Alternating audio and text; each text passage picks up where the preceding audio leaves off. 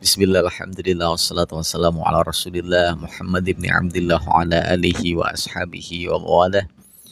Amma ba'da, sahabat Nasirat TV hadanallahu wa yakum ajma'in. Kali ini saya disuruh untuk berbicara mengenai takziah. Jadi yang namanya takziah ya, itu kan ya menghibur, membuat suasana hati yang berduka menjadi tentram kembali, tidak selalu galau gitu ya, mendoakan dan lain sebagainya.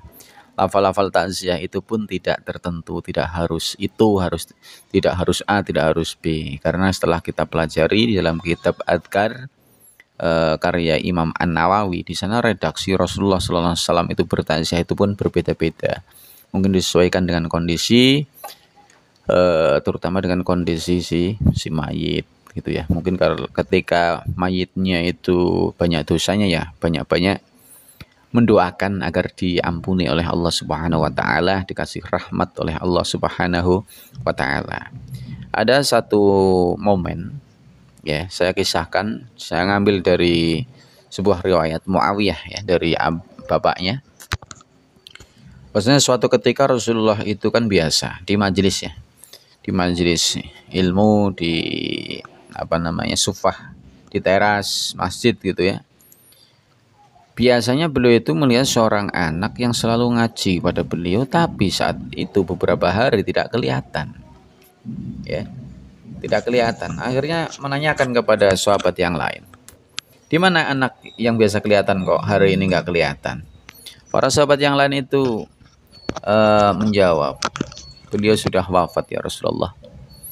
Akhirnya Rasulullah itu pun bertakziah kepada keluarganya, menemui keluarganya dan menanyakan kembali sekali lagi, di mana anakmu? Bapaknya itu menjawab, anakku sudah wafat. Nah, saat inilah Rasulullah itu mengeluarkan lafal takziahnya.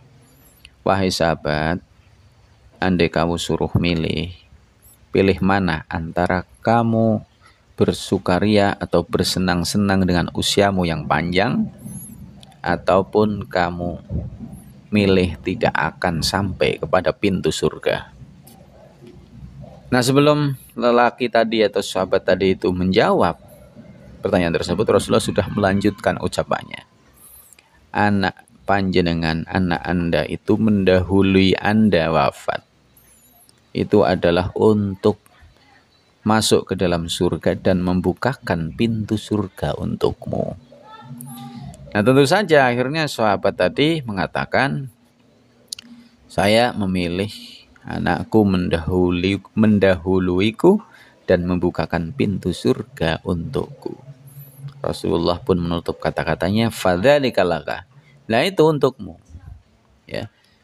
Itu faidah yang Anda dapat, ya, hikmah yang Anda dapat daripada musibah yang sedang Anda terima pada saat ini.